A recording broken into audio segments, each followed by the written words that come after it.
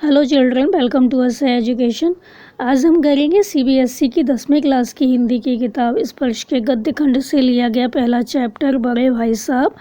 इससे पहले हमने किए थे का खंड के प्रश्नोत्तर, आज हम करेंगे खा खंड के प्रश्नोत्तर। आपका जो पहला प्रश्न है वो है, बड़े भाई साहब की डांट फटकार अगर नहीं मिलती तो क्या छोटा भाई कक्षा में अव्वल आता। तो आपको बताना है कि अगर बड़े भाई साहब नहीं डांटते क्या छोटा भाई कक्षा में अव्वल आता। तो अपने जो विचार हैं आपको प्रकट करने हैं। तो आंसर होगा, बड़े भाई साहब की डांट फटकार ने छोटे भाई के कक्षा में अव्वल आने में महत्वपूर्ण भूमिका निभाई। लेखक के भाई यदि समय समय पर ना टोकते तो हो सकता है कि लेखक अपनी कक्षा में अव्वल नहीं आते, क्योंकि उनको पढ़ने का बिल्कुल भी शौक नहीं था। 1 घंटा भी किताब लेकर बैठना उन्हें पहाड़ के समान लगता था। दुनिया भर की शैतानी में लेखक का मन लगता। कंकरियाँ उछालना, चार दीवारी पर चढ़ना, नीचे कूदना, पतंगबाजी करना। बड़े भाई की डांट सुनकर लेखक का मन करता था कि वो पढ़ाई छोड़ दें, परंतु 2 घंटे क्या होता था, मन खराब करने के बाद वो खूब जी लगाकर पढ़ने का भी इरादा बना लेते थे।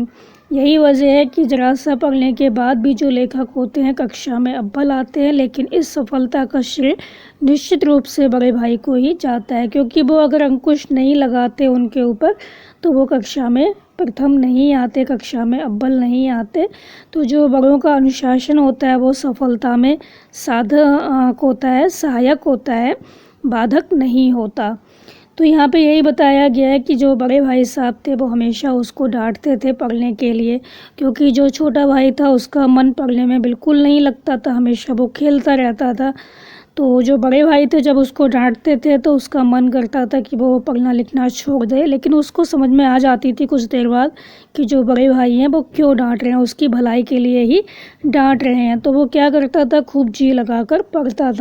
तो यही वजह है वो क्या होता है, कक्षा में अव्वल आ जाता है। लेकिन इस सारी सफलता का जो श्रेय जाता है वो जाता है बड़े भाई को, क्योंकि अगर वो उस पर अंकुश नहीं लगाते, उससे पढ़ने के लिए नहीं कहते, तो वो कभी भी कॉपी किताबें लेकर नहीं बैठता, क्योंकि उसका मन पढ़ने में लगता ही नहीं था, उसका मन हमेशा खेलने को करता था।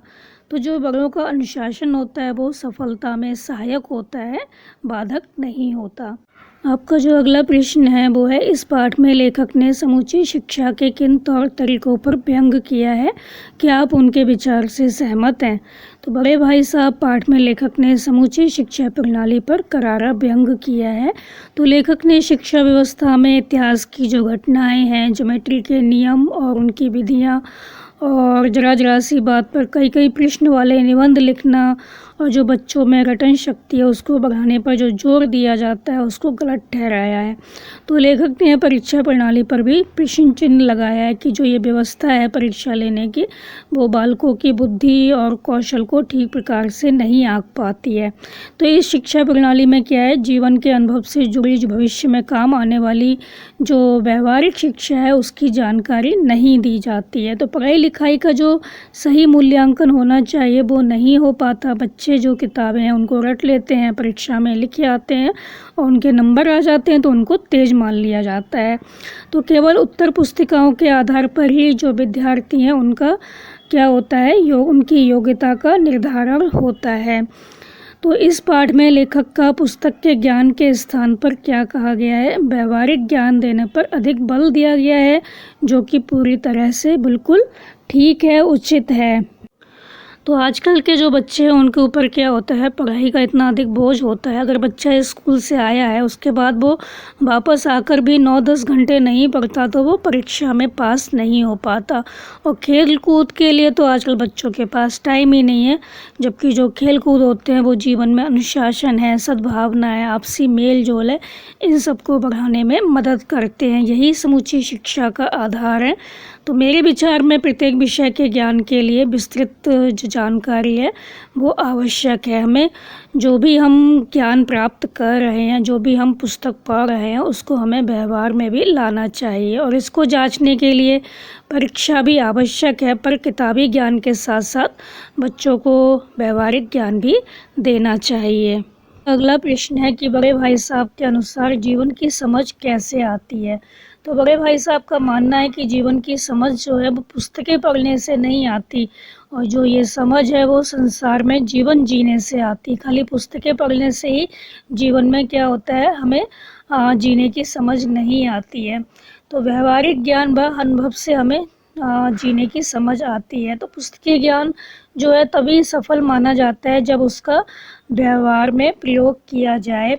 तो अपने आसपास के परिवेश में तालमेल बनाए रखने के लिए मनुष्य को व्यवहारिक ज्ञान की नितांत आवश्यकता है। तो बड़े भाई साहब जो हैं वो माँ और अपने दादा हैं, इन सब के एग्जाम्पल देते हुए समझाते हैं कि किस प्रकार पुस्तकीय ज्ञान के अभाव में ये लोग पढ़े लिखे नहीं थे, जबकि दादा परदादा उनकी माँ, लेकिन इन सब के अभाव में भी ये लोग जो व्यवहारिक ज्ञान था उसका उनको बहुत अधिक अनुभव था। तो व्यवहारिक ज्ञान व अनुभव के आधार पर जीवन की हर परीक्षा में वो सफल होते गए।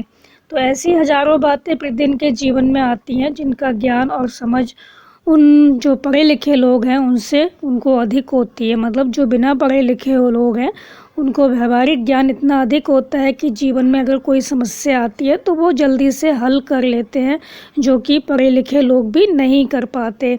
तो उम्र बढ़ने के साथ साथ व्यक्ति का जो अनुभव है वो बढ़ता चला जाता है, और यही चीज़ जो है वो जीवन में काम आती है। खाली पुस्तकीय ज्ञान है उससे कुछ नहीं होता। तो इस पाठ में जो लेखक हैं वो यही समझाने की कोशिश कर रहे हैं कि जीवन जीने की जो समझ है वो हमें पुस्तकीय ज्ञान से नहीं आती। जो हम व्यवहार में चीज़ें लाते हैं, जो हम रोज़मर्रा की ज़िंदगी में हम बातें अपनाते हैं, उससे हमें क्या होता है, जीवन जीने की समझ आती है। आपका अगला क्वेश्चन है, छोटे भाई के मन में बड़े भाई साहब के प्रति श्रद्धा क्यों उत्पन्न हो गई। तो छोटे भाई के मन में बड़े भाई साहब के प्रति श्रद्धा क्यों उत्पन्न हुई, वो इसलिए उत्पन्न हुई क्योंकि उनके मन में अपने छोटे भाई की सफलता को देखकर भी उसके प्रति ना ईर्ष्या थी ना द्वेष। तो छोटा भाई जो था वो ये समझने लग गया था कि जो बड़े भाई है वो उसको क्यों डांटते हैं। हालांकि वो क्लास में अव्वल आता है, लेकिन उसने देखा कि जो बड़े भाई हैं, जब मैं फर्स्ट आता हूँ, परीक्षा में पास हो जाता हूँ, तो ऐसा नहीं है कि बड़े भाई को बुरा लगता हो, उनको अच्छा लगता है, उनको कोई भी मुझसे द्वेष नहीं है। तो वो पूर्ववत पहले की तरह ही जो अपने भ्रातृ धर्म है उसका पालन कर रहे हैं। भाई का जो धर्म होना चाहिए, जो कर्तव्य है, उसका वो पालन कर रहे थे। वे अपनी अनेक आकांक्षाओं का बलपूर्वक दमन कर रहे थे। वो भी बच्चे थे, बहुत बड़े नहीं थे, लेकिन क्या होता है, जो बड़े लोग होते हैं, बड़े भाई बहन वगैरह होते हैं, तो ये लोग जो होते हैं वो ये समझते हैं कि उनका जो कर्तव्य है वो यही है कि छोटे जो हैं उनको सही राह पर ले जाएं। तो उनकी भी इच्छा होती थी बाहर जाकर खेलने की, लेकिन वो नहीं खेलते थे क्योंकि उनको लगता था अगर मैं खेलूँगा बाहर जाकर तो मेरा छोटा भाई है वो भी मुझे देखकर ऐसा ही करेगा। तो उनकी जो इच्छाएं थी उनको वो अंदर ही अंदर कहीं ना कहीं मार रहे थे, उनका दमन कर रहे थे, ताकि वे अपने भाई को गुमराह होने से रोक सकें। तो अपने बड़े भाई के ऐसे विचारों का जो लेखक है उनके हृदय पर अनुकूल प्रभाव पड़ता है। तो उनको क्या होता है, अपनी मर्यादाओं और सीमाओं का ज्ञान हो जाता है कि उन्हें क्या करना है। तो बड़े भाई साहब केवल अधिकार जताने के लिए नहीं डांटते, उनको समझ में आ जाता है कि जो बड़े भाई साहब हैं वो केवल मेरे ऊपर अधिकार नहीं जमा रहे हैं, बल्कि वो वास्तव में मेरा भला चाहते हैं। इसलिए जो लेखक है उनके मन में बड़े भाई साहब के प्रति क्या होता है, श्रद्धा उत्पन्न हो जाती है। आपका जो अगला प्रश्न है वो है, बड़े भाई साहब की जो स्वभावगत विशेषताएं हैं वो कौन कौन सी हैं। तो जो बड़े भाई साहब हैं उनके अंदर कौन कौन सी विशेषताएं हैं। तो जो बड़े भाई साहब हैं उनकी जो स्वभावगत विशेषताएं हैं वो निम्नलिखित है, नीचे लिखी हुई हैं। जैसे कि जो बड़े भाई साहब थे वो उपदेश देने की कला में निपुण थे। तो बड़े भाई साहब जो थे वो उपदेश देने की कला में निपुण थे। छोटे भाई को समझाने के लिए वो ऐसे ऐसे सूक्ति वार चलाते थे, ऐसी ऐसी सूक्तियों का प्रयोग करते थे कि उसका जो दिल था वो पढ़ाई से उचाट हो जाता था, हट जाता था। अगला है बड़ों का सम्मान। तो बड़े भाई साहब जो थे वो बड़ों का सम्मान करते थे, वो अपने माता पिता तथा गुरुजनों का आदर करते थे, उनके अनुभव को वो बहुत अधिक सम्मान देते थे। तो वो हमेशा बड़ों का आदर करना जानते थे। जो बड़े भाई साहब थे वो बहुत संयमी थे, कर्तव्यपरायण थे। उनका अंदर बहुत ज़्यादा धैर्य था और उनको पता था कि उनका क्या कर्तव्य है। उनका मन भी खेलने के लिए करता था, पतंग उड़ाने का करता था, लेकिन वो सोचते थे कि यदि वो ये सब करेंगे तो अपने छोटे भाई को कैसे संभालेंगे, क्योंकि वो भी यही सब करेगा। तो वो अपने कर्तव्य को बहुत अच्छे से जानते थे। उन्होंने देखा कि उनके छोटे भाई को उनके अव्वल आने पर क्या हुआ है, घमंड हो गया है। तो छोटे भाई को घमंड हो गया था जब वो अपनी कक्षा में प्रथम आया था। तो जो बड़े भाई हैं वो उसको आड़े हाथों लेते हैं और छोटे भाई है उसका जो सिर है वो श्रद्धा से झुक जाता है। उसको समझ में आ जाता है कि जो बड़े भाई हैं वो उसको क्यों डांट रहे हैं। अगला है अध्ययनशील व गंभीर प्रवृत्ति। तो जो बड़े भाई साहब थे स्वभाव से ही अध्ययनशील थे। वो हमेशा किताबें लेकर बैठे रहते थे खोलकर, उनमें रटने की प्रवृत्ति थी, वो रट लेते थे चीज़ों को अच्छे से। गंभीर थे काफ़ी, और वो अपने छोटे भाई के सामने एक उदाहरण प्रस्तुत करना चाहते थे कि उनका गंभीर स्वभाव ही उन्हें जो था वो विशिष्टता प्रदान करता है। वो इतने अधिक गंभीर थे तो जो ये गंभीर स्वभाव ही था वो उनको सबसे अलग बनाता है। अगला है घोर परिश्रमी। तो जो बड़े भाई थे भले ही पढ़ने में अच्छे ना हो, ठीक ना हो, उन्हें समझ में नहीं आता हो, लेकिन वो परिश्रम पूरा करते थे। उन्होंने परिश्रम करने में कोई कसर नहीं छोड़ी थी।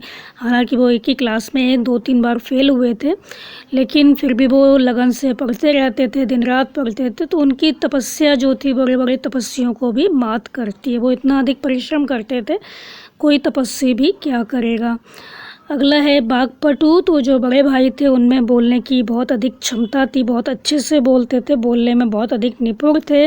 तो वो अपने छोटे भाई को ऐसे उदाहरण दे देकर बातें किया करते थे कि उनके सामने छोटा भाई जो था वो सर झुका लेता था, नतमस्तक हो जाता था। उन्हें शब्दों को सुंदर ढंग से प्रस्तुत करना आता था। यही वजह है कि वो अपने छोटे भाई पर पूरा दबदबा बनाए रखते थे।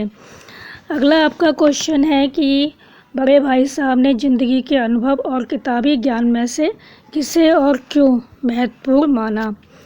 तो जो बड़े भाई साहब हैं उन्होंने ज़िंदगी के अनुभव को किताबी ज्ञान से अधिक महत्वपूर्ण माना, क्योंकि आदमी ज़िंदगी के अनुभवों से ही क्या करता है, शिक्षा लेता है। उसे जो ज़िंदगी के अनुभव होते हैं उनसे शिक्षा लेकर ही वो उसे व्यवहार में लाता है। तो किताबी ज्ञान जो है जीवन के कर्तव्यों को निभाना नहीं सिखाता। अनुभव से ही जीवन के सब कार्य सफल होते हैं। बीमार हो, घर का खर्च कैसे चलाना है, घर का जो प्रबंध है वो कैसे करना है, इसमें क्या होता है, उम्र और जो अनुभव होता है वही काम आता है, पढ़ाई लिखाई काम नहीं आती है। तो लेखक की जो अम्मा हैं, दादा हैं, हेड मास्टर साहब की जो बूढ़ी माँ हैं, उनके वो उदाहरण दे देकर बताते थे कि वो किस तरह से उन्होंने अनुभव के आधार पर अपने जीवन में सफलता प्राप्त की। तो इस प्रकार कर्तव्यों का पालन करना, समाज के प्रति जिम्मेदारी निभाना सब किताबी ज्ञान से नहीं आता, बल्कि जीवन के अनुभव से ही आता है। तो ज़िंदगी के अनुभव के कारण व्यक्ति अपनी समस्याओं का समाधान आसानी से कर सकता है, और यह अनुभव हमें अपने माता पिता या जो घर के बड़े सदस्य होते हैं, बड़े बुजुर्ग होते हैं, उनके अनुभवों से सुनकर ही आता है। तो उनका यही कहना था कि हमें पढ़ना लिखना तो चाहिए, लेकिन ये नहीं है हम खाली किताबी ज्ञान प्राप्त कर लें। पुस्तकीय ज्ञान हमें प्राप्त नहीं करना चाहिए, उसको व्यवहार में भी लाना चाहिए, और ज़िंदगी के जो अनुभव होते हैं उनसे हम बहुत कुछ सीखते हैं। तो उन्होंने जीवन के जो अनुभव हैं उनको किताबी ज्ञान से अधिक महत्वपूर्ण माना है। आपका जो 7वां क्वेश्चन है उसमें आपको क्या करना है, नीचे जो पंक्तियाँ दी गई हैं उनको देखकर आपको बताना है कि पाठ के किन अंशों से ये जो पंक्तियाँ हैं उनका पता चलता है। तो आपको पंक्तियाँ जो हैं वैसे ही याद करनी पड़ेंगी। तो ये जो क्वेश्चन है पेपर में नहीं आता, आप अपने आप इसको देख लीजिए एक बार। तो बच्चों आप इस चैप्टर को अच्छे से समझकर याद कर लीजिए, और हमारे चैनल असह एजुकेशन को लाइक कीजिए, सब्सक्राइब कीजिए और शेयर करना मत भूलिए। Thank you.